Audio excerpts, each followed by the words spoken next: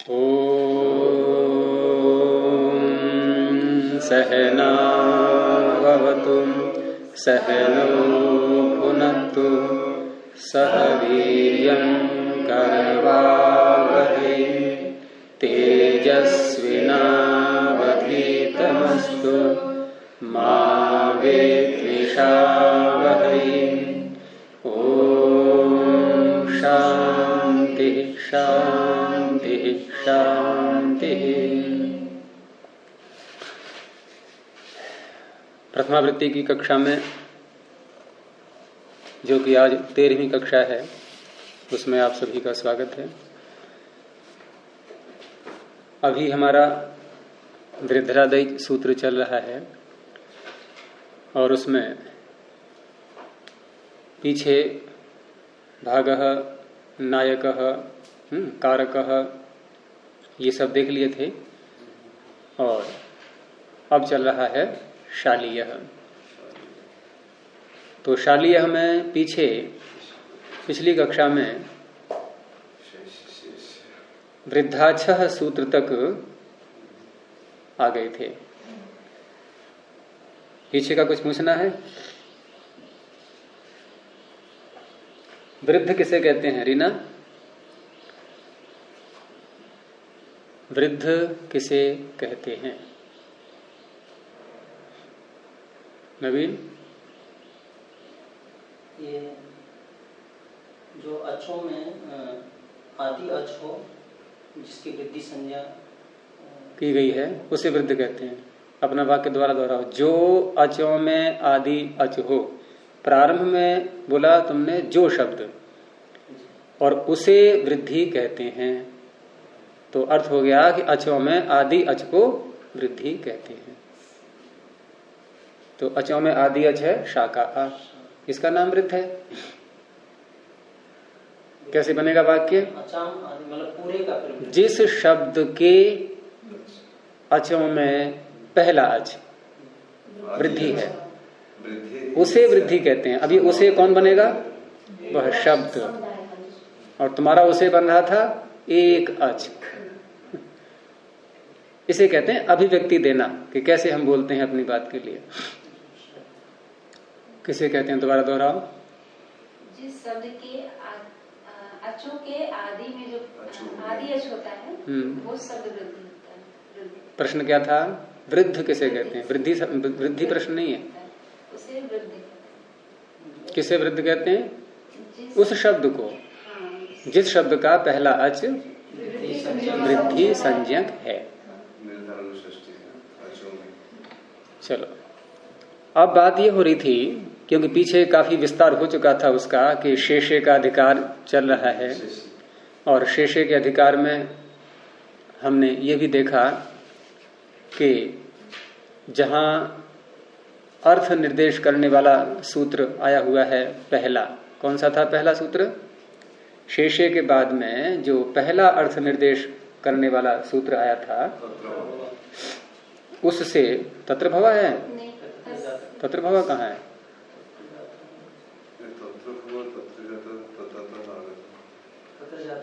हैं? शेष अर्थ में कहा ना, शेष शेष अर्थ में कहा है? नहीं, शेषिक अर्थ हमने कहा ना, जैसे तत्र भव आता, भव अर्थ में। मेरा प्रश्न ये नहीं है। मेरा प्रश्न ये है कि शेषे सूत्र जहां आया, उसके बाद सबसे पहला अर्थ निर्देशक सूत्र कौन सा है? तत्र जातः। ठीक है। अब कितने सूत्र हो गए यहां तक? यानी कहां से कहां तक लेंगे हम जहां के अर्थ निर्देश नहीं है? शेषे से लेकर के और तत्र जाता से पहले पहले तक के सूत्र। ये सारे सूत्र कैसे हैं? ये सारे सूत्र ऐसे हैं जो शेषे के अधिकार में जितने अर्थ निर्देशक सूत्र आगे आएंगे, उन सभी अर्थों में प्रत्यय करने वाले। इन्हीं सूत्रों में एक सूत्र है वृद्धाच्छ, या जहां से अर्थ निर्देश करने वाले सूत्र आए हैं उसके बाद में है वृद्धाच्छ। कहाँ है वृद्धाच्छ? उससे पहले आ गया ना। अर्थात वृद्धाच्छः में किसी अर्थ निर्देश करने वाले सूत्र की अनुवृत्ति आ रही है क्या? नहीं आ रही है। तो फिर कैसे अर्थ बनेगा कि वृद्ध संज्ञक प्रातिपदिक से छ प्रत्यय होता है? किस अर्थ में? शेष अर्थों में। यानी कोई एक अर्थ नहीं है। और शेष अर्थ कहां से प्रारंभ होते हैं? तत्र जाता से, वहां से प्रारंभ हो रहे हैं। अब उन्हीं अर्थ निर्देश करने वाले सूत्रों में से एक सूत्र है तत्र भवः। अब आया समझ में? उन्हीं सूत्रों में से एक सूत्र है तत्र भवः। तो तत्र भवः वृद्धाच्छ से पूर्व है या पश्चात है? तो पश्चात है, तो इसकी अनुवृत्ति कैसे आ गई इसमें? क्यों अर्चना, कैसे आ गई इसकी अनुवृत्ति? क्योंकि अनुवृत्ति तो पीछे से आती है ना। हम वृद्धाच्छ का अर्थ ये कर रहे हैं, शालायाम भवः शालिया में वृद्धाच्छ से किया है ना छ प्रत्यय। तो वृद्धाच्छ से छ प्रत्यय किया है किस अर्थ में? भव अर्थ में। और भव अर्थ आ रहा है वृद्धाच्छ से आगे। तो वृद्धाच्छ से आगे आ रहा है, तो वृद्धाच्छ में ये कैसे घुस गया? किरण, कैसे आ गया? अभी तो सारी बात हो चुकी, पकड़ा नहीं है।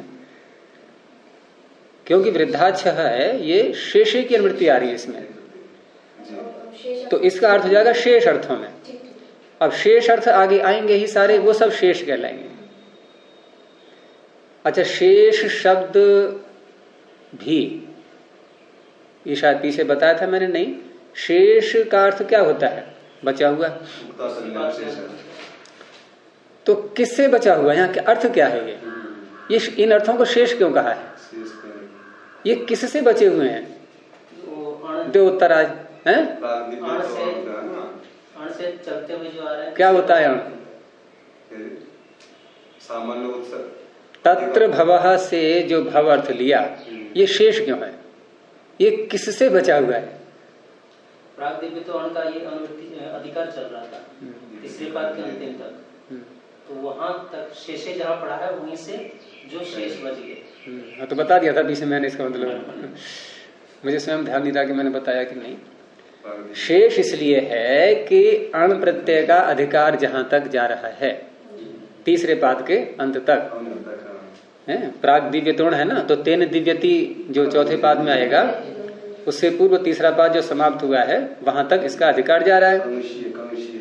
और कुछ अर्थ आ चुके शेष से पहले, लेकिन अण प्रत्यय का अधिकार समाप्त नहीं हुआ है अभी।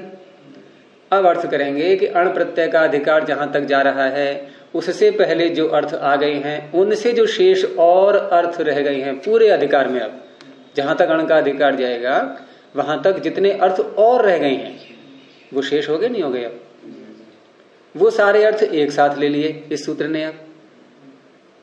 अब शेषे के आगे जो सूत्र आ रहा है, राष्ट्राभार पारात घघऊ से लेकर के और तत्र जातः से पहले पहले तक, ये जो इतने सूत्र हैं, ये भिन्न भिन्न प्रत्यय कर रहे हैं। रीना, समझ में आ रहा? नहीं, पुस्तक तो बंद है, कैसे आएगा समझ में? तो ये जो सूत्र हैं शेषे से लेकर के और तत्र जातः से पहले पहले तक, ये सूत्र भिन्न भिन्न प्रत्यय कर रहे हैं। किन अर्थों में कर रहे हैं? आगे आने वाले सभी अर्थों में। कहां तक लेंगे आगे के अर्थ हम? जहां तक अण का अधिकार है, तीसरे पाद के अंत तक। उन्हीं में तत्र भवः आ गया। तो अब वृद्धाच्छः के पास विकल्प हैं। वो चाहे तत्र जातः में, जातः अर्थ में प्रत्यय करे, या भव अर्थ में प्रत्यय करे, या इदम अर्थ में प्रत्यय करे, तस्येदम आदि कई अर्थ हो गए ना। तो उनमें से सभी अर्थों में प्रत्यय करेगा ये, लेकिन हमें जिस अर्थ में लेना है हम वो पकड़ लेंगे। हमें यहां जातः अर्थ में नहीं लेना है, हमें भव अर्थ में लेना है। तो वृद्धाच्छः कहेगा ठीक है, मेरे पास भव अर्थ भी है, आप इसमें कर लो। वृद्धाच्छः के पास तो कई सारे अर्थ आ गए ना, हमें जो आवश्यकता है। अब तो हो गया स्पष्ट। तो इस प्रकार से वृद्धाच्छस के, वृद्धाच्छ का अर्थ क्या बन जाएगा अब? वृद्धाच्छ का अर्थ कि वृद्ध संज्ञक प्रातिपदिक से, ङ्यंत से, आबंत से, और वृद्ध संज्ञक प्रातिपदिक भी कैसा हो, किस विभक्ति वाला हो, ये पता कैसे लगेगा? कि जिस अर्थ में हम प्रत्यय कर रहे हैं वो अर्थ जिस सूत्र में आया हुआ है वह सूत्र कौन सी विभक्ति को बोल रहा है। हम अर्थ कर रहे हैं, अर्थ ले रहे हैं भव, और भव अर्थ आया है तत्र भवः सूत्र में। तत्र भवः सूत्र में तत्र शब्द सप्तमी का है, तो सप्तम्यंत प्रातिपदिक से अब ऐसे अर्थ करेंगे कि सप्तम्यंत अर्थात सप्तमी समर्थ वृद्ध संज्ञक प्रातिपदिक से, ङ्यंत से, आबंत से छ प्रत्यय हो जाएगा भव अर्थ में। ङ्यंत और आबंत वृद्ध संज्ञक के विशेषण बनेंगे। हाँ, वृद्ध संज्ञक के विशेषण नहीं, विशेष्य। वृद्ध संज्ञक, ङ्यंत, आबंत और प्रातिपदिक से कौन बना विशेषण? वृद्ध संज्ञक। वृद्ध बना विशेषण। ङ्यंत में जो वृद्ध संज्ञक, आबंत में जो हाँ, और प्रातिपदिक में भी, तो वृद्ध बन गया विशेषण, ये बन गए विशेष्य। अब यहाँ पर ये शाला शब्द ये ङ्यंत है, आबंत है या प्रातिपदिक है? ये कैसा वृद्ध है इन तीनों में से? ये आबंत वृद्ध संज्ञक है, ये प्रातिपदिक नहीं है, ये ङ्यंत भी नहीं है, इससे छह प्रत्यय आ गए। चले आगे अब, तो ये आ गया छह प्रत्यय। अब यहां अगला कार्य क्या होगा? पीछे हमने भागः बनाया, नायकः बनाया, वहां हमने कृत संज्ञक प्रत्यय किए थे, भागः में भी, नायकः में भी, कारकः में भी। तीनों में जो प्रत्यय लाए थे हम कौन से अध्याय से लाए थे? ये चौथे अध्याय में तो हम पहली बार प्रवेश कर रहे हैं ना। चौथे अध्याय में शालीय में ही तो प्रवेश किया है हमने, पीछे हमारा तीसरा अध्याय ही चल रहा था अब तक। तो हैं? नहीं, वो तो खैर सब में आएंगे बाद में, उसको छोड़ो अभी, वो तो सभी में आएंगे। लेकिन प्रारंभ जहां से हमारा हुआ था तो वहां तीसरे अध्याय के प्रत्यय, उनका नाम क्या था? कृत। और यहाँ जो चौथे पांचवें अध्याय के प्रत्यय हैं इनका नाम क्या है? तद्धित। और सारे तद्धित नहीं, जहां तद्धिता सूत्र आया हुआ है वहां से आगे। यदि हम प्रश्न करें कि पहला कृत प्रत्यय कौन सा होता है तो क्या उत्तर आएगा? पहला कृत प्रत्यय तव्यत्। अब अगला प्रश्न, पहला तद्धित प्रत्यय कौन सा है? ती प्रत्यय है, जिससे बनता है युवती शब्द, ये पहला तद्धित है। अब इससे पहले और भी आ गए प्रत्यय चौथे अध्याय में, तो वो तद्धित नहीं है। अब ये शब्द कैसा हो गया? तद्धितांत। रीना, तद्धित प्रत्यय जिसके अंत में है उसे क्या कहेंगे? तद्धितांत। कृत जिसके अंत में है उसे क्या कहेंगे? कृदांत। कृत हल है वो, और तद्धित ये अकारांत है, इसलिए तद्धितांत, और वहां बन जाएगा कृदंत। इस प्रकार से तो चाहे कृदंत हो चाहे तद्धितांत हो, दोनों प्रकार के शब्दों की क्या संज्ञा होती है? प्रातिपदिक। ये पीछे भी किया था हमने, यहां भी करेंगे। पीछे कृदंत होने के कारण से प्रातिपदिक संज्ञा की गई थी, यहां तो इस प्रकार से तीन प्रकार के जो शब्द होते हैं, कृदंत, तद्धितांत और समास। समास में भी ऐसे ही होता है, वहां भी प्रातिपदिक संज्ञा करनी होती है समास करने के बाद।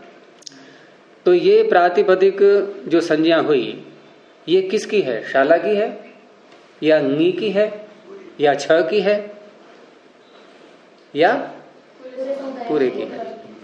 ये पूरा समुदाय प्रातिपदिक। और प्रारंभ में हमने जब शाला से चले थे, शाला शब्द को लिया था, वैसे शाला तो नहीं बनाया था, सीधे टाबंत को ही आबंत को ही ले लिया था शाला शब्द को, लेकिन वो प्रातिपदिक नहीं था। अब ये पूरा प्रातिपदिक बन चुका है। अब प्रातिपदिक जब इसका नाम हो गया तो प्रातिपदिक की एक विशेषता होती है कि वो अपने अंदर आए हुए सुप प्रत्ययों को सहन नहीं करता। और यही बात धातु में होती है। धातु में भी यदि सुप आ जाए बीच में, वो भी वहां नहीं रहते, और प्रातिपदिक के अंदर सुप आ जाए, ये भी नहीं रहेंगे। तो कौन हटाएगा इनको? आप थोड़ा सा बोल के एकदम रुक जाते हो बीच में, ये सोच के कि कहीं गलत तो नहीं हो रहा है। हाँ, स्पष्ट विश्वास पूर्वक उत्तर। तो सूत्र निकालो, दूसरे अध्याय का 4था पाद, 3रा कॉलम, सुपो धातु प्रातिपदिकयोः। मिल गया? 3रा कॉलम। ये कॉलम का व्यवहार जो है ना, यहां जैसे हम पृष्ठ खोलते हैं तो 1 2 3 4 ऐसे करके, तो 3रे कॉलम में होगा सुपो धातु प्रातिपदिकयोः। मिला? यहां प्रकरण चल रहा है लुक का, और ये दूसरे कॉलम में आधे से नीचे की ओर ण्य क्षत्रियार्ष युतो यूनि लुगणियों हो, यहां से यह प्रकरण प्रारंभ होता है लुक का। ये चल रहा है यहां, और ये लुक प्रकरण कहलाता है। ये पूरा लुक प्रकरण है। लुक अर्थात आगे जो सूत्र आ रहे हैं सब ये लुक करते हैं। ये लुक क्या है? ये भी एक संज्ञा है। जैसे लोप संज्ञा है, ऐसे ही लुक भी संज्ञा है। लोप का तो पीछे आ चुका कई बार। किसे कहते हैं रीना? लोप। तस्लोपा से लोप किया था कई बार। तो लोप किसे कहते हैं? अदर्शनम लोपः, न दिखाई देना, इसका नाम लोप है। लेकिन लोप इतने मात्र का ही, अदर्शन का ही मात्र नाम लोप नहीं है, अदर्शन औरों का भी होता है।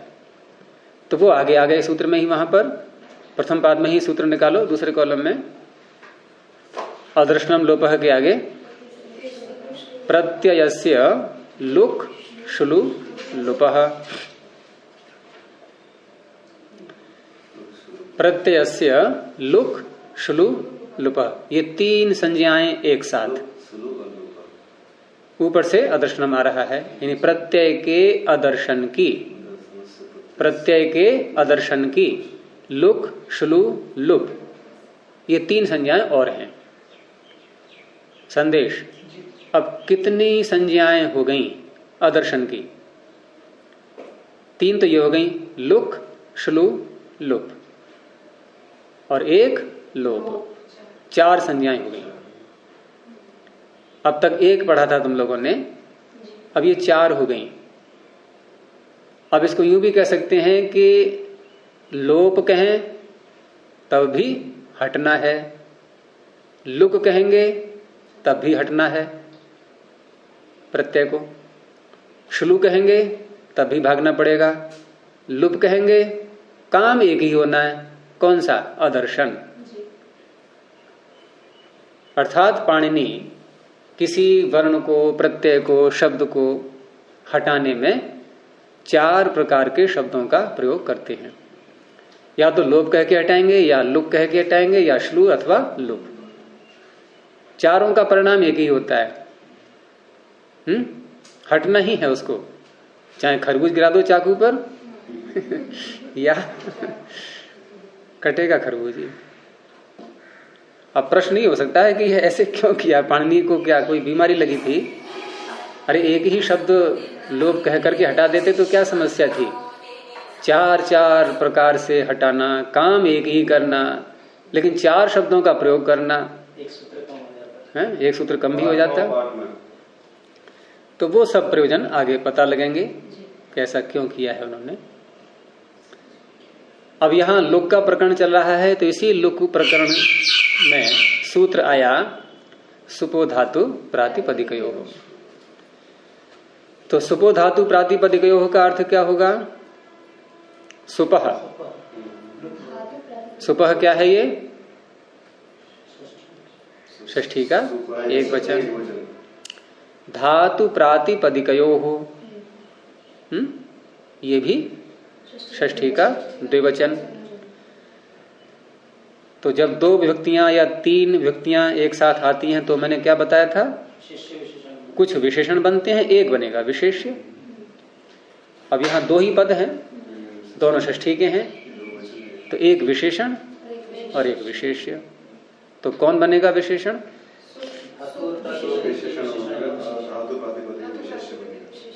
वही भूल फिर हो गई, वही भूल फिर की है। हाँ देखो, एक ये भी पहचान होती है कि वो खैर सब जगह नहीं घटेगी।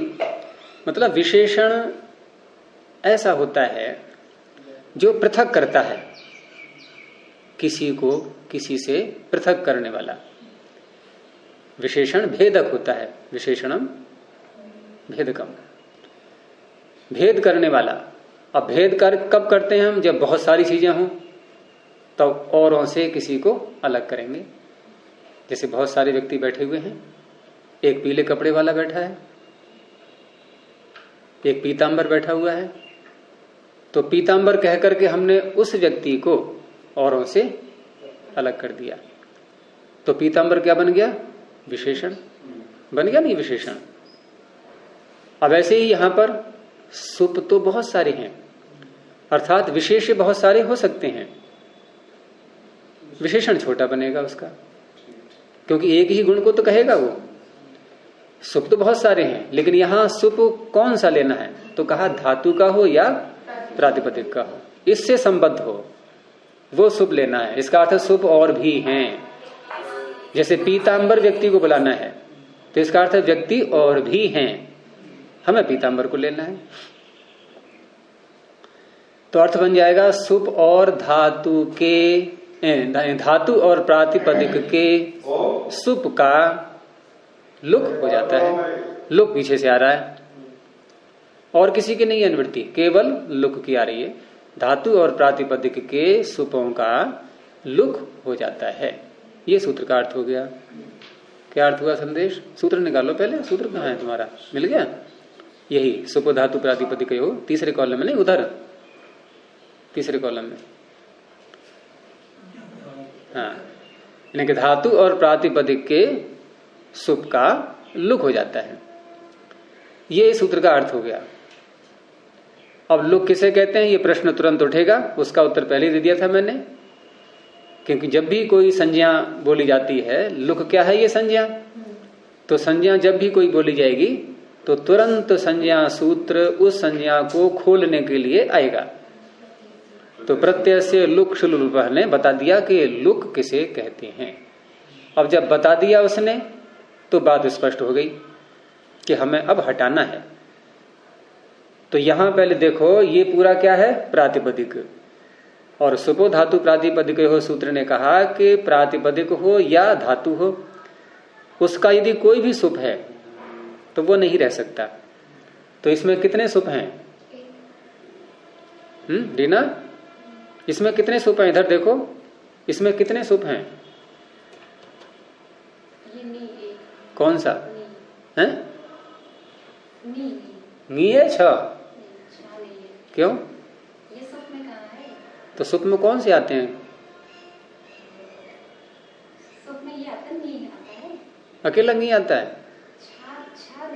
21 प्रत्यय है ना, वो है, उनमें 6 नहीं है, नी है, सप्तमी का एक वचन। तो क्या करें इसको? अब रखें, हटाएं? ये तो हटेगा ना। तो ये गया काम से लुक हो गया, इसका अदर्शन हो गया। अब रह गया शाला और छ। अब पीछे कई बार विषय आ चुका है, जिससे प्रत्यय करते हैं उसका नाम क्या होगा? अंग। ये तो सुन चुके हो, पीछे सभी जगह अंग संज्ञा की गई थी, भागः में भी, नायकः में भी, कारकः में भी। जिससे प्रत्यय करते हैं उसका नाम अंग हो गया। और उसमें ये भी व्याख्या बता दी गई थी सारी कि जब कई प्रत्यय हों तो अंग कितना बनेगा। उसका विस्तार बार बार नहीं करेंगे अभी, क्योंकि वहां तदादि शब्द भी है, यस्मात् प्रत्यय विधिस्त तदादि। तो तदादि का अर्थ पीछे बता दिया था। तुम बताओ अर्चना, क्या बनेगा तदादि का अर्थ? तस्य आदि बनना चाहिए। तो तस्य आदि ही का अर्थ हुआ कि जिससे प्रत्यय किया है हमने उसका आदि। यस्मात् प्रत्यय विधि, जिससे प्रत्यय की विधि की गई। जैसे यहाँ शाला से छ प्रत्यय की विधि की गई। अब यस्मात् प्रत्यय विधि ही तस्य आदि ही, तो तस्य कस्य? शाला, शाला का आदि। यस्मात् प्रत्यय विधि, हाँ, जिससे अच्छा शाला से प्रत्यय का विधान किया गया। हाँ, तो शाला का आदि नहीं, पहले तस्य आदि ही बोलेंगे। वो ठीक है तुम्हारा कहना, वो आगे बोलेंगे। पहले तस्य आदि ही बोलेंगे। दो समास हैं उसमें। हाँ। तस्य आदि ही तदादि ही, फिर तदादि ही आदि ही यस्य। तो तस्य आदि ही तदादि में तो ये शकार आ गया, क्योंकि शाला से प्रत्यय किया और शाला का आदि शकार। अब तदादि ही आदि ही यस्य, अब ये शकार जिसके आदि में है। अब जिसके आदि में है तो किसके आदि में है? ये आ के आदि में है, ये आल के आदि में है, ये आला के आदि में है, ये आलाच के आदि में है। कहां तक पकड़े अब? तो सूत्र में है प्रत्यय। प्रत्यय परे रहते, यानी प्रत्यय को छोड़ देंगे हम। और कई प्रत्यय हों तो एक छोड़ेंगे, अंत वाला। तो इसको छोड़ दिया। अब ये किसके आदि में है? आला। आला के आदि में है, नहीं है? हैं? आला के आदि में शकार आ गया। तदादि ही, तस्य आदि ही शकार। और वह जिसके आदि में है वो कौन है? आला। तो आला का नाम होगा अंग। फिर समस्या आ गई। हाँ, अब समुदाय लेंगे पूरा। तो मैंने बताया था पीछे, तद गुण संविज्ञान बहुरी ही। जब पीताम्बर को बुलाएंगे तो पीले कपड़े साथ में लेकर के आएगा वो, और चित्रगु को बुलाएंगे तो गाय छोड़ करके आएगा। ये होता है तद्गुण और अतद्गुण। तो ये तद्गुण हुआ। अगर यहां अतद्गुण लेंगे तो केवल शकार आएगा, तद्गुण लेंगे तो आला भी आ गया, सारे आ गए। नहीं, तद्गुण अतद्गुण लेंगे तो आला आएगा केवल, यानी वह जिसके आदि में, आला के आदि में, आला आला का नाम होगा अंग। और तद्गुण कहने से शकार भी आ गया उसमें। तो ये हो गया अंग। इसलिए अंगस्य के अधिकार में पहुंच जाएंगे। अब कहां से कहां तक अंगस्य का अधिकार? किरण, अंगस्य का अधिकार कहां से कहां तक? कहां से कहां तक है?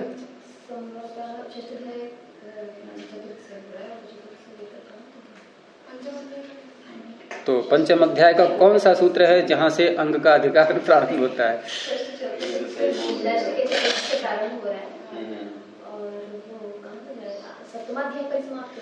हाँ, षष्ठाध्याय के चतुर्थ पाद से लेकर के और सप्तमाध्याय की समाप्ति तक 5 पादों में अंग का अधिकार चलता है। तो अंगस्य के ही अधिकार में सूत्र आ रहा है अब आगे। पहले हमने कारकः नायकः बनाया था। उस अवस्था में अंगस्य के अधिकार में ऋणवुल प्रत्यय किया था कारकः और नायकः में। तो ऋणवुल के वु को अक करने के लिए सूत्र लगाया था 7वें अध्याय का पहला सूत्र। यहां लगाएंगे हम 7वें अध्याय का दूसरा सूत्र। युगुर नागु पहला है ना, और आगे आयन, एय, ईन, ईय, ईय। आयने, यीनी, युयः, फ ढ ख छ घाम प्रत्ययादीनाम। बहुत सरल सूत्र है। 5 इसमें वर्ण हैं और उनके स्थान में 5 ही आदेश हैं। क्रम से पहले को पहला, दूसरे को दूसरा, वो उसी नियम से रखेंगे। यथा संख्यम अनुदेशः समानाम। तो आयन पहला है और उधर जिसके स्थान में करना है आयन, वहां पहला कौन सा है? थ। मिल गया? तो पहला आदेश क्या है? आयन। न हल करके लेंगे आयन। और उधर पहला शब्द क्या है? फ। तो फ यहां आकार सहित लेंगे, यानी फ को आयन करना है, लेकिन फकार के आकार को छोड़ करके केवल फकार को आयन करेंगे। और जो फ का अ रह गया वो आयन के न में मिल जाएगा, तो बन ये भी आकारांत ही जाएगा, आयन। समझ आ गया? ढ दूसरा क्या है? ढ। इधर दूसरा आदेश क्या है? आयन के बाद एय। आयन के बाद एय। यहां भी यह हल है। इसको लिख के बताएं।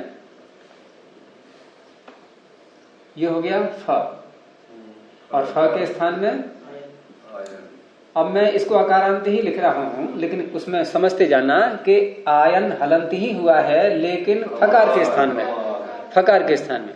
इसलिए ये जो आ है ये इधर ही आ गया है इसमें, इसलिए आयन ऐसा बन गया। आगे क्या है?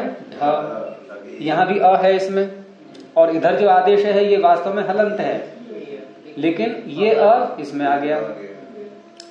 ऐसे ही आगे ख, यहां भी अ है इसमें, और इधर जो हम आदेश कर रहे हैं ये भी हलंत है, लेकिन ये आकार इधर आ जाएगा। तो ये ईन, फ ढ ख, आगे छ। ये भी हलंत के स्थान में ही करना है आगे। और ये नहीं, ये हाँ ठीक है, ये हो गया ईय। यह ये भी हटा देंगे इसको, ये अ इसमें आ गया। ठीक है, ईय। और आगे क्या है? ह ढ ख छ घ, ये घ हो गया। और यहां भी आदेश ये हलंत ही होता है, लेकिन ऊपर का आकार इधर आ गया। अब ये इनको यदि हम मिला दें तो देखो सूत्र का प्रारंभ का पद पूरा बन जाएगा। इनको हल मान के चलना। जैसे आयन, ए मिला दिया इसमें, आयनेय, ये यह हल है, इसमें ई मिला दी, आयने नी। आयन, एय, या पे की मात्रा आ गई, इस न में ये मात्रा आ जाएगी, और इस य में ये मात्रा आ जाएगी। तो आयने, ये नी, ये यह। फ ढ ख छ घाम, ये षष्ठी का बहुवचन है। और प्रत्ययादीनाम, ये होने कहाँ चाहिए? प्रत्यय के आदि में, प्रारंभ में। फ ढ ख छ घ, ये प्रत्यय के प्रारंभ में हो, जहां भी हो वहां। तो हमें इनमें से कौन सा लेना है? हमारा इन फ ढ ख छ घ में से कौन सा है? छ है। तो ये छ में जो छकार है, जिसको हमें ई आदेश करना है, ये प्रत्यय के आदि में है या अंत में है? अंत में। प्रत्यय क्या है? छ। प्रत्यय क्या है? छ। इसमें पहला वर्ण क्या है? छकार। दूसरा वर्ण आकार। तो आदि में कौन सा है? तो फिर अंत में कहां है? तो प्रत्यय के आदि में है ये। उस छकार को ई हुआ, और छ का अ इसी में आ जाएगा, तो ईय। तो ये सूत्र अनेकों स्थानों पर लगेगा, क्योंकि इसमें 5 वर्ण लिए गए हैं। और साथ में वो सूत्र साथ में लगा देंगे, यथा संख्यम अनुदेशः समानाम, ये बताने के लिए कि क्रम भी यहां साथ में बना रहे। तो इस छ के स्थान में लिख दिया यहां पर हमने ईय। इधर है ये शाला। ठीक है।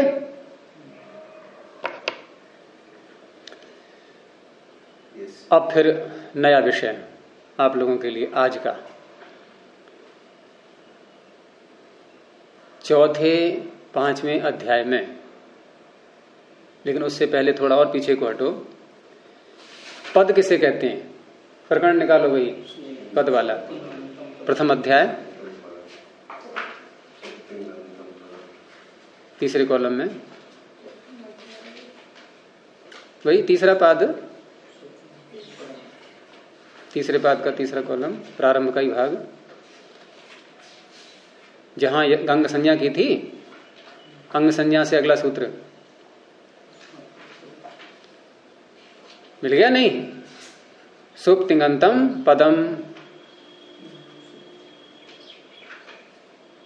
क्यों देर लगती है? तीसरा पाद बोला मैंने नहीं? चौथे पाद में। हाँ, तो यस्मात् प्रत्यय विधि सदादि प्रत्ययंगम के आगे सुप तिङन्तम पदम। देखो पीछे हमने धातु संज्ञा वाला सूत्र, एक तरह से ये पाद क्रम से चल रहा है। पहले भूवादेव धातुवा को नहीं, वो तो उसमें था इत संज्ञा वाले प्रकरण में। पीछे संज्ञा का प्रकरण पूरा देख लिया था ना, ये तो अभी पूरा नहीं हुआ है। तो यहां अंग संज्ञा करने के बाद जो सूत्र आ रहा है सुप तिङन्तम पदम, क्योंकि पद संज्ञा हम जब समझ लेंगे तो आगे जो भ संज्ञा बताने जा रहा हूं वो स्पष्ट समझ में आएगी। इनमें दोनों को समझना पड़ता है साथ साथ। तो पद संज्ञा करने वाला सूत्र सुप तिङन्तम पदम, कई बार बोल चुके हैं इसको। तो क्या अर्थ है रीना इसका? सुबंत और तिङन्त शब्दों की पद संज्ञा होती है। सुप अंत में हो 21 प्रत्यय, अथवा तिङ 18 प्रत्यय, इनमें से कोई भी किसी शब्द के आगे आएंगे तो उसका नाम हो जाएगा पद। हो गया? अब आगे आगे है नह के। इसको सरल रूप में, सामान्य रूप में समझ लो, अभी ज्यादा विस्तार नहीं करना। कि नकारांत कुछ शब्द होते हैं, ये उनकी पद संज्ञा करता है क्या प्रत्यय परे होने पर। ठीक है, क्या प्रत्यय परे होने पर, इसको छोड़ दो अभी। आगे सितिच, ये सित जिनमें सकार की इत संज्ञा हो, ऐसे प्रत्यय आगे आते हैं, ये उनकी पद संज्ञा करता है। इसको भी छोड़ दो अभी। अर्थात मुख्य सूत्र हमारा हुआ पद संज्ञा का सुप तिङन्तम पदम। ये बहुत व्यापक सूत्र है। और एक व्यापक सूत्र और है जो पद संज्ञा करता है, वो आगे आ रहा है, उसको समझना आवश्यक है भ संज्ञा को समझने के लिए। वो सूत्र है स्वादिषु असर्वनाम स्थाने। करो अर्थ नवीन इसका पहले, फिर मैं बताऊंगा। कौन करेगा? आप कीजिए सत्यपति जी। जो सर्वनाम ऐसे सुआदि के परे रहते हैं, ऐसे अर्थ करो कि जैसे मानो संदेश को समझाना हो। समझाओ, पहले सर्वनाम स्थान समझाना पड़ेगा। समझाओ। तुम लोग देर लगाओगे। देखो पहले सूत्र को तोड़ो, वहां पर स्वादिषु असर्वनाम स्थाने। दोनों में कौन सी व्यक्ति है? तो फिर एक बनेगा विशेषण, एक बनेगा विशेष। ये नियम मत भूला करो, क्योंकि दोनों व्यक्तियां एक सी आ गई। अब विशेषण विशेष बाद में करेंगे, पहले इन दोनों शब्दों के अर्थों को समझ लें क्या है। तो स्वादिषु, सु आदि स्वादि और स्वादिषु। आदि कह करके क्या करते हैं पाणिनि? बहुत सारे आगे आने वाले जो भी प्रकरण के अनुसार प्रत्यय शब्द जो भी कुछ आ रहे हैं वो सब ले लेते हैं। इन्हें एक प्रारंभ का पकड़ लिया और उसमें आदि जोड़ दिया। ठीक है, तो सु पहला प्रत्यय पकड़ लिया और आदि कह करके उसके आगे आने वाले अन्य प्रत्ययों को भी ले लिया। तो ये सु कहां है रीना? कहां है ये सु? वही 21 प्रत्ययों में पहला प्रत्यय है, नहीं है? चौथे अध्याय का पहला प्रत्यय है ये सु। चौथे अध्याय के प्रत्ययों का प्रारंभ यहीं से होता है। तो ये जो सु प्रत्यय है इसके आगे हमने आदि जोड़ दिया, तो कहां तक और बढ़ें आगे, जो कि स्वादि कह रहे हैं ना, स्वादि, तो सु आदि कितने हैं ये? 21 प्रत्यय नहीं, बस यही बताना था। अगर 21 प्रत्यय ही लेने होते पाणिनि को, तो पीछे सुप्तिगंतम पदम में सुप कहा है, वो सुप कितने हैं? 21। तो यहां भी सुप कह सकते थे, क्योंकि पाणिनि जब 21 प्रत्ययों को बोलते हैं तो सुप कह के बोलते हैं, स्वादि कह कभी नहीं बोलेंगे। शैली एक होती है एक शास्त्रकार की अपने शास्त्र के अंदर। अगर उन्होंने कहीं सुप कहा, कहीं स्वादि कहा और दोनों का अर्थ एक निकल रहा हो, तो पढ़ने वाले भ्रांत हो जाएंगे कि यहां हम 21 ये इन्होंने ऐसा क्यों कहा। प्रश्न ये उठेगा कि कहीं तो ये स्वादि कह करके सुप को लेते हैं 21 प्रत्ययों को, कहीं सुप कह करके, ये दो प्रकार की शैली क्यों करेंगे पाणिनि? इनका मतलब उससे तो नहीं है, वचन से ही है। ये सु एक वचन है ना, इससे हाँ। मतलब तो नहीं है इनका। तो आदि को जोड़ेंगे फिर? नहीं, जितने एक वचन नहीं। तो यहां स्वादि का अर्थ है सु से लेकर कहां तक? 5वें अध्याय के अंत तक के प्रत्यय सारे आ गए, सारे आ गए। और यूं भी कह सकते हैं कि आगे प्रत्ययों की समाप्ति। प्रत्यय कहां से कहां तक होते हैं? 3 से लेकर 5 अष्टाध्यायी का पहला प्रत्यय कौन सा है? कौन सा है? सन प्रत्यय। गुप्तिस्कृत्य सन, यहां से प्रारंभ होता है। और अष्टाध्यायी का अंतिम प्रत्यय कौन सा है? कब ही होना चाहिए पूरा, भी होना चाहिए। और भी है कोई? 2 होते हैं अंतिम? अंतिम 2 होते हैं क्या?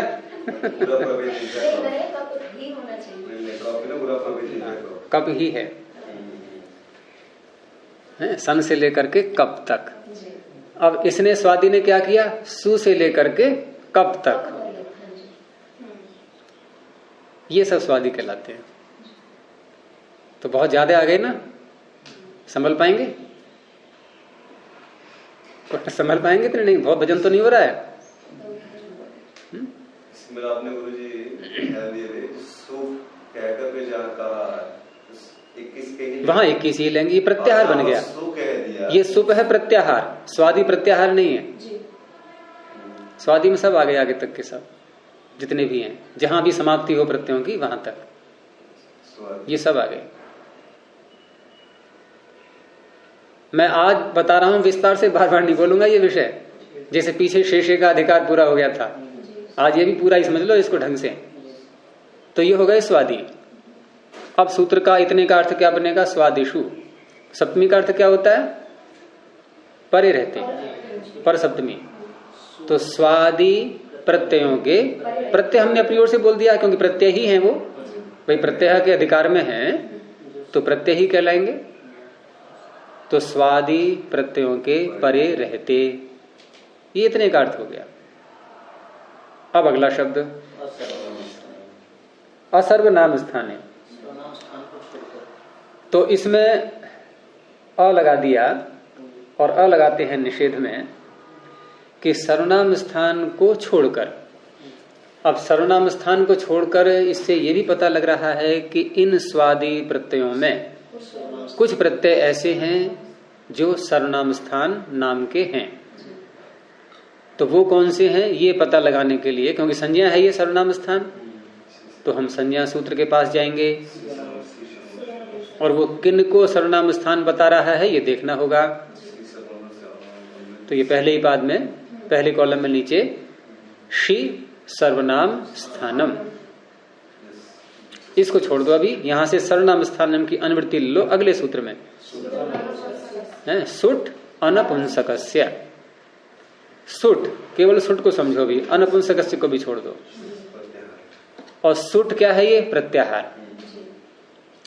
ये प्रत्याहार जो 14 सूत्र हैं उनमें से नहीं ढूंढना है, ये उन्हीं 21 प्रत्ययों में देखो कि सुट प्रत्याहार कहां से कहां तक बनेगा। जो 21 प्रत्यय हैं उनमें पहला प्रत्यय है सु। अब उन्हीं प्रत्ययों को आगे बोलते जाओ और देखो टकार कहां आ रहा है।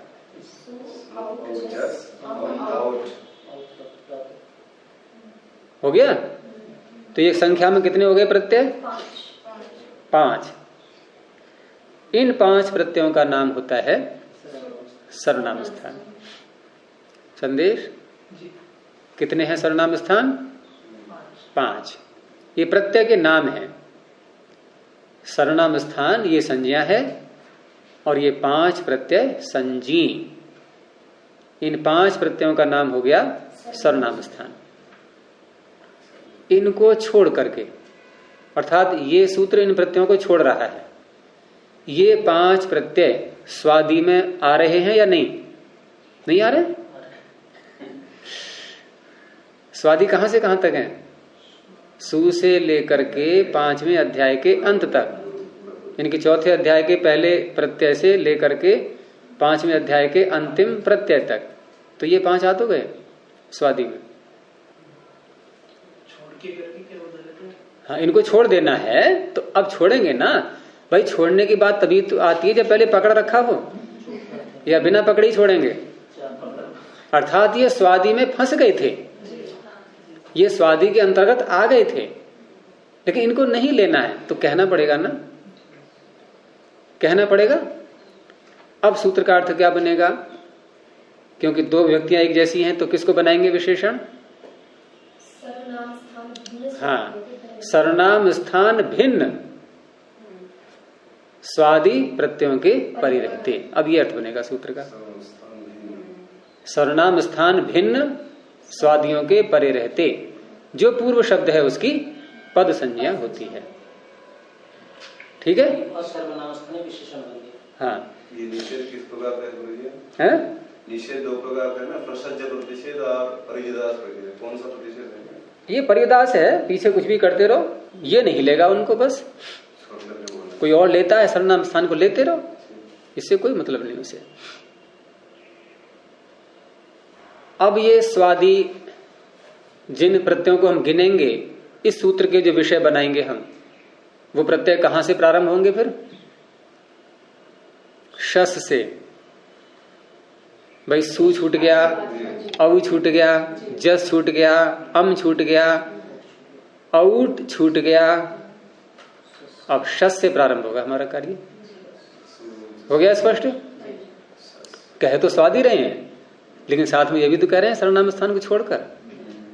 तो इन प्रत्ययों के परे रहते, इनके हम पद संज्ञा किसी शब्द की करें तो कहां, कौन से प्रत्यय परे रहने पर करेंगे? शस से लेकर के 5वें अध्याय के अंत तक। इतनी बात पकड़ में आ गई? यहाँ पर शस आदि शु ऐसा कर देते तो सर्वनाम स्थान पढ़ना। हाँ, तो अब तुम नई अष्टाध्यायी बनाओगे तो ऐसा ही करना उसमें। परिष्कार कहना, परिष्कृत अष्टाध्यायी। एक पूछना चाहूंगी यहाँ पे, शस के बाद के जो प्रत्यय बच गए हैं सुप में, तो उस स्थल पर सुप में नहीं, सारे स्वादियों में। नहीं, मैं सुप की बात। अच्छा, तो वहाँ सुबह सुप्तिगंतम पदम से, अच्छा वो तो तदंत की पद संज्ञा कर रहा है। देखो अब यहाँ पद संज्ञा के 2 सूत्र हो गए, एक सुप्तिगंतम पदम और दूसरा स्वादिष्व सर्वनाम स्थाने। इसमें अगर हम प्रश्न करें कि अधिक क्षेत्र किसका है? सुप्तिगंतम पदम ले रहा है 21 और 18। कितने कितने हो गए? 21 और 18 39। और स्वादियों में कितने प्रत्यय आ रहे हैं? फिर तो ये ज्यादा व्यापक है। कहने को वो सूत्र मुख्य हम बोल देते हैं इसलिए भी कि इसमें पद शब्द आ गया है, इसमें थोड़ा इसको लेना पड़ रहा है दूसरे से अनुवृत्ति के रूप में। तो गुरुजी, सुपों में कोई ऐसी स्थिति आती है जब प्रत्यय के परे रहते पूर्व की पद संज्ञा करनी पड़ती है? वही तो स्थिति बता रहे हैं, वही आने वाली है।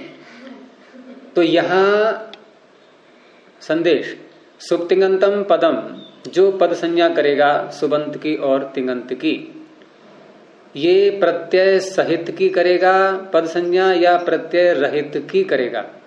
प्रत्यय को छोड़ करके शब्द की पद संज्ञा करेगा या प्रत्यय सहित शब्द की पद संज्ञा करेगा? सूत्र का अर्थ क्या है? सुबंत और तिंगंत की पद संज्ञा होती है। बता रेखा, प्रत्यय को छोड़ करके करेगा ये पद संज्ञा या प्रत्यय सहित की करेगा? सहित की करेगा, क्योंकि इसमें अंत बोल दिया ना हमने, सुबंत की, सुप जिसके अंत में है उसकी, यानी पूरे की। ठीक है, अच्छा अब इसको ले लो। ये कहता है स्वादि प्रत्ययों के परे रहते जो शब्द है पहला उसकी पद संज्ञा होती है। ये प्रत्यय रहित की कर रहा है या प्रत्यय सहित की? प्रत्यय परे रहते उसको छोड़ दिया। ये तो शर्त है इसकी कि प्रत्यय आगे होना चाहिए, लेकिन उसका नाम पद नहीं रखेगा ये प्रत्यय का।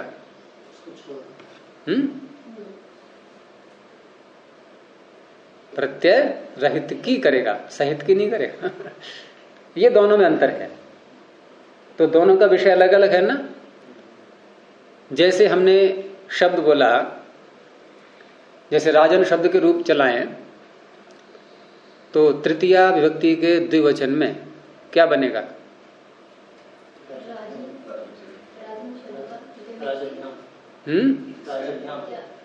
राजभ्याम। अब यहां राजन शब्द से भ्याम प्रत्यय लाए हैं हम, और तृतीया विभक्ति का द्विवचन का प्रत्यय है, चतुर्थी का भी है, पंचमी का भी है। और सुप्तिंगंतम पदम हम सूत्र लगाएं। अब संदेश ध्यान से नहीं सुन रहा है। सुप्तिंगंतम पदम सूत्र को हमने लगाया और इसने कहा कि सुबंत की पद संज्ञा होती है, तो किसकी पद संज्ञा होगी यहां? राजभ्याम। कितने की होगी? राज की या राज और भ्याम दोनों को मिला करके? पूरी की होगी ना, प्रत्यय सहित की। अच्छा, अब इसको लाए हम स्वादिषु असर्वनाम स्थाने।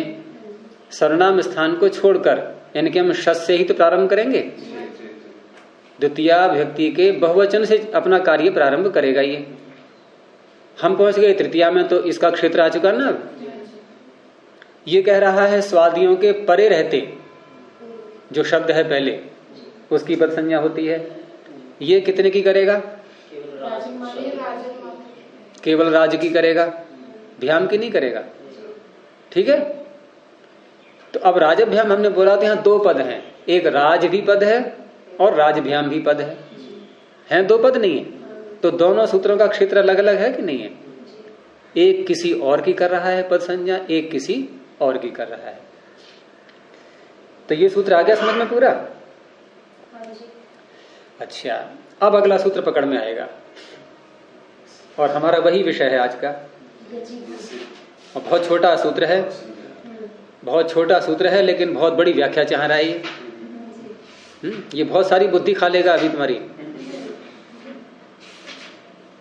अब इसमें शब्द है यची। पहले इसी को समझना है। क्या है सत्यपति जी? यची। खोलें इसको।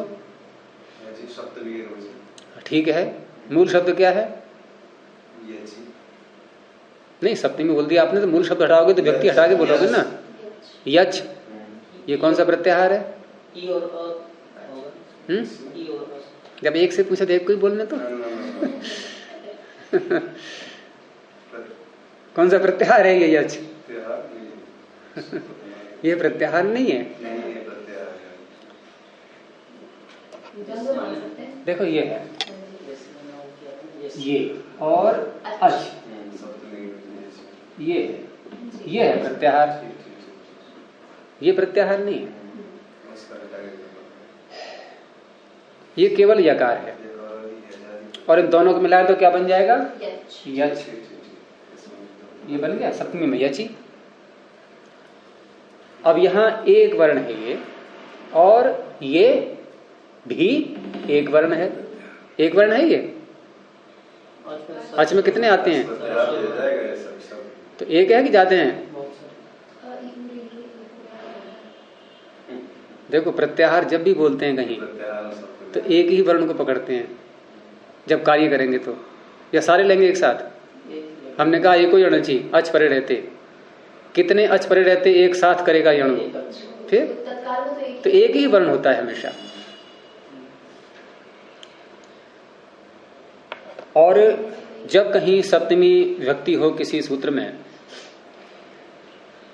और एक एक वर्ण का ग्रहण हो वहां पर, तो एक वर्ण को क्या बोलते हैं? अगर प्रत्याहार में बोले तो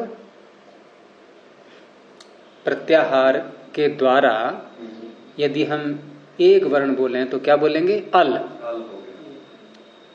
अल में सारे आ गए नहीं, तो ये भी अल है, ये भी अल है। अर्थात यची में जो सप्तमी है, इस यच के द्वारा हम अलों को ग्रहण कर रहे हैं, किसी एक एक वर्ण को लेते जाएंगे। तो जब कहीं पर अल ग्रहण होता है और वहां सप्तमी भी आ रही हो तो वहां आदि शब्द और जुड़ जाता है। यस्मिन विधिस तदादौ अल ग्रहणे, ये कोई सूत्र नहीं है, ये परिभाषा है। जैसे ये न विधिस तदंत से होता है ना, ठीक इसी से उल्टा है ये न विधिस तदंत से उल्टा काम करता है ये। यस्मिन विधिस तदादा वल ग्रहणे। अब यहां अर्थ क्या करेंगे हम इसका? य का अर्थ करेंगे यकार आदि, आदि जोड़ देंगे इसमें अब, और अच का अर्थ करेंगे अजादि, यहां भी आदि जोड़ देंगे। ठीक है, यानी ऐसा प्रत्यय पकड़ेंगे जिसका पहला वर्ण यकार हो, ऐसा प्रत्यय पकड़ेंगे जिसका पहला वर्ण अच प्रत्याहार में आने वाले वर्णों में से कोई एक वर्ण हो। इनके सारे स्वर आ गए ना, तो इसको अगर हम संक्षेप में कहें तो स्वर आदि भी कह सकते हैं, स्वर आदि में है जिसके, लेकिन यहां पाणिनि अच कह के ही बोलते हैं स्वरों को।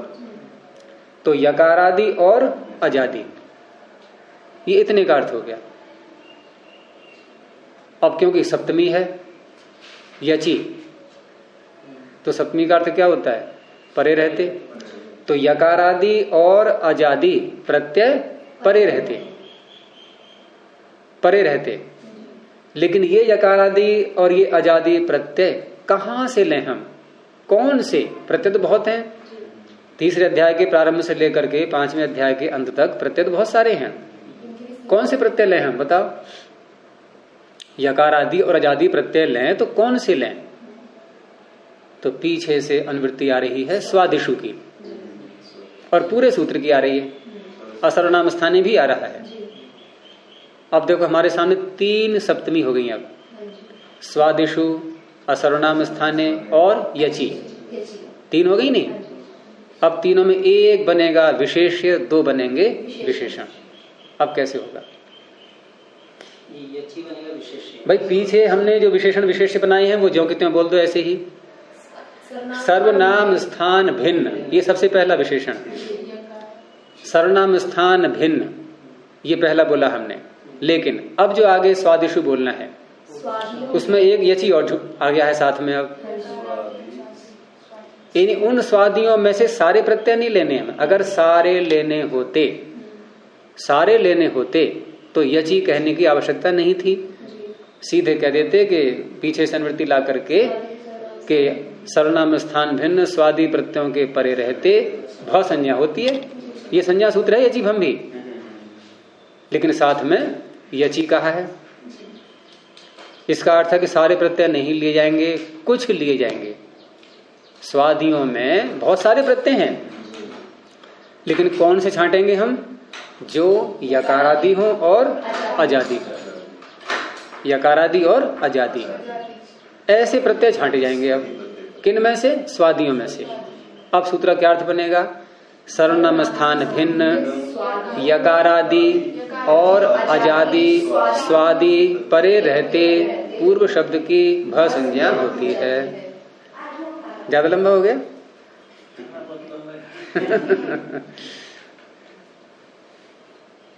अर्थात देखो सर्वनाम स्थान छोड़ दिया है, कहां से प्रारंभ है? शस से। ये तो पता लग ही रहा होगा। 5 प्रत्यय छोड़ दिए ना प्रारंभ के, सु औ जस अम औट, इनको छोड़ दिया है, शस से प्रारंभ किया हमने। अब शस प्रत्यय से लेकर के 5वें अध्याय के अंत तक ये सारे स्वादी हो गए ना। इन स्वादियों में जो यकारादि हैं और अजादि हैं, उनके पर रहते ये सूत्र भ संज्ञा करेगा। और स्वादिश सर्वनाम स्थाने कौन सी संज्ञा कर रहा है? पद संज्ञा कर रहा है। तो जैसे मान लो हमने शस प्रत्यय को ही ले लिया पहले, जहां से ये प्रारंभ हो रहा है, और शस प्रत्यय ला करके हम कोई शब्द बना रहे हैं, जैसे राजन शब्द को ही ले लें, तो राजन का शस प्रत्यय ला करके द्वितीया के बहुवचन में क्या रूप बनता है? राज्य। इन स्थिति है राजन और शस। जैसे यह है स्थिति, शब्द है राजन और आगे शस, ये स्वादी है,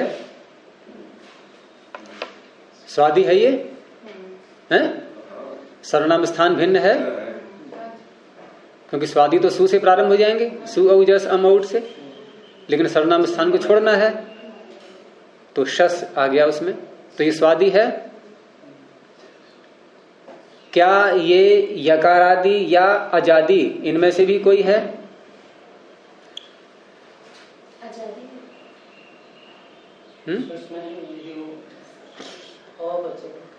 अनुबंध हटा के देखते हैं, शस में शकार अनुबंध है, ये वास्तव में क्या बचेगा? अस। शकार तो हट जाएगा इत संज्ञा होकर के, लशक को देते, यहां बचेगा अस। तो अस को ध्यान में रखो। अब दोबारा प्रश्न, क्या ये यकारादि या अजादि में से कुछ है? कैसा है? अजादि है, क्योंकि अस है ना, अकार आदि में आ गया और अकार अच प्रत्याहार में आता ही है। कैसा है ये? अजादि, क्योंकि ये शस नहीं है, अस है, ये अजादि है। तो अजादि है तो यचीभम इस शब्द की भसंज्ञा कर सकता है कि नहीं? यचीभम यही तो कह रहा है कि यकारादि अजादि प्रत्यय स्वादियों में होने चाहिए, वो यदि आगे आएंगे तो पूर्व शब्द की भ संज्ञा हो जाएगी। तो इसका नाम भ है या नहीं है? इसका नाम भ हो गया। यचीभम ने इसका नाम भ रख दिया, जैसे हम अंग नाम रखते हैं, पद नाम रखते हैं, ऐसे ही भ नाम हो गया इसका। क्या स्वादिश सर्वनाम स्थान है? अब उसको पकड़ो। वो कहता है कि सर्वनाम स्थान भिन्न स्वादि आगे आएंगे तो मैं पद संज्ञा करूंगा, तो वो भी यहां लग रहा है, लग रहा है कि नहीं? भाई स्वादि परे है ही, सर्वनाम स्थान भिन्न है, उसको आजादी और यकारादि भी नहीं चाहिए, वो तो सारे ले लिए उसने, तो वो पद संज्ञा भी कर रहा है यहाँ। तो ये पद भी कहेंगे इसको, फिर भ भी कहेंगे, लेकिन ऐसा नहीं होगा। क्यों? इस चौथे पाद में, ये जो आपका है भ संज्ञा वाला प्रकरण, ये कौन से पाद में है? प्रथम अध्याय के चतुर्थ पाद में। इस चौथे पाद में, फिर दूसरे अध्याय के प्रथम पाद में, फिर दूसरे अध्याय के द्वितीय पाद में, ये 3 पाद जो हैं, ये 3 पाद, इनमें एक ही संज्ञा होती है, 2 कभी नहीं होती। पहला ही सूत्र है, देखो इस पाद का, आ कडारात एका संज्ञा, आ कडारात, कडार तक, आ माने तक, कडार तक। कडार कहाँ है? दूसरे अध्याय के द्वितीय पाद का अंतिम सूत्र, तुरंत पकड़ो, दूसरे अध्याय के द्वितीय पाद का अंतिम सूत्र मिल गया संदेश। द्वितीय अध्याय नहीं जानता, और द्वितीय पाद का अंतिम सूत्र है कडारा क्रमधारे। तो क्या अर्थ बना इस सूत्र का? आ कडारा दे का संज्ञा, आ कडारात ए का संज्ञा। यानी यहां से लेकर के कडार तक जो सूत्र आएंगे, उनमें यदि 2-2 सूत्र किसी शब्द की कोई संज्ञा कर रहे हों तो वहां एक ही होगी। अब इसी प्रकरण में स्वादिश सर्वनाम स्थान ने इसकी पद संज्ञा करना चाह रहा है, इसी प्रकरण में यचिभम इसकी भ संज्ञा करना चाह रहा है, होगी एक ही। तो कौन सी होगी फिर? परम का अरे भाई यचिभम कहेगा मेरी करो, स्वादिष्ट सर्वनाम स्थान कहेगा मेरी करो, ठीक है ना? तो लड़ेंगे दोनों आपस में, और जब लड़ाई होती है तो कौन आता है बचाने के लिए? न्यायाधीश। परिभाषा तो आ कडारा दे का संज्ञा सूत्र पढ़ने के बाद पाणिनि भी जान गए थे कि ये सूत्र आपस में झगड़ेंगे अब, इसलिए न्यायाधीश तुरंत ही उसके आगे बिठा दिया। तो क्या है सूत्र आगे?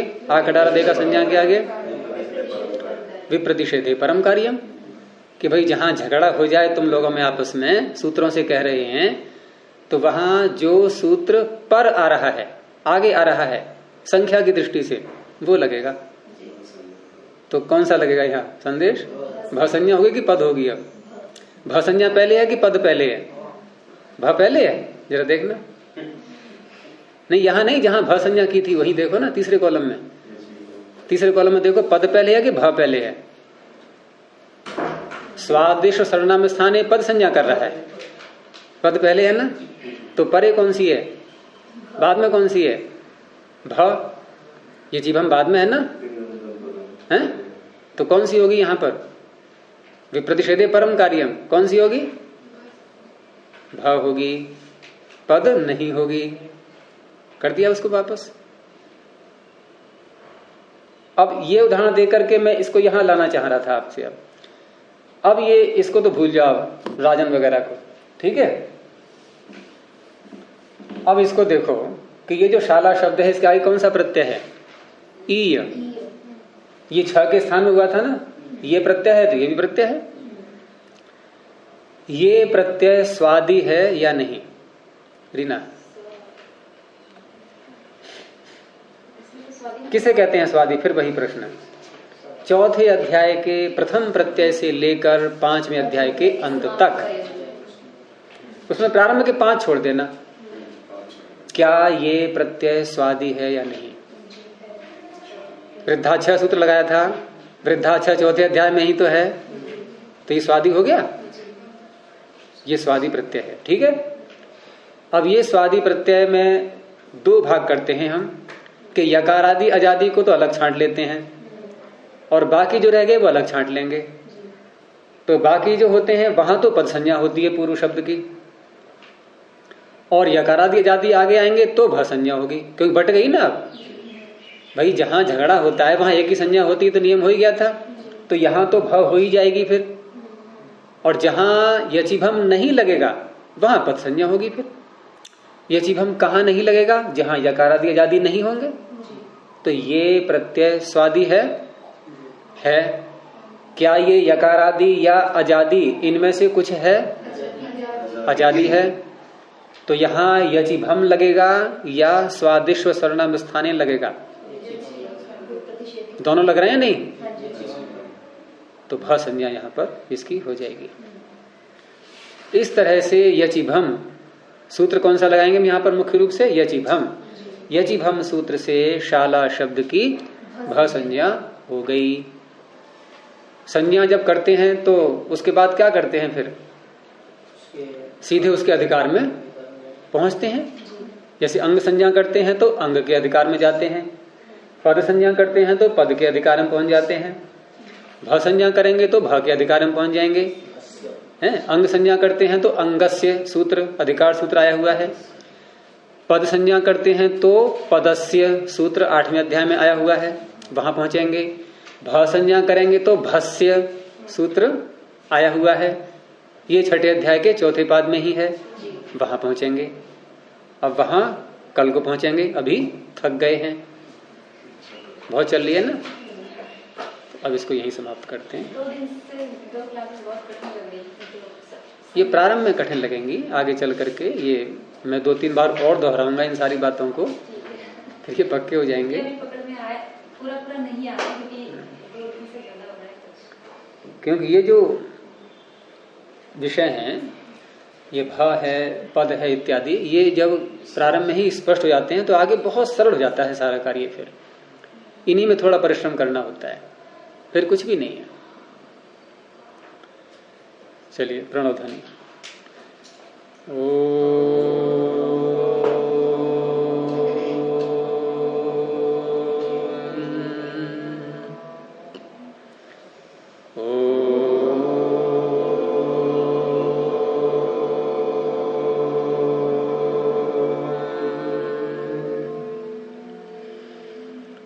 ओ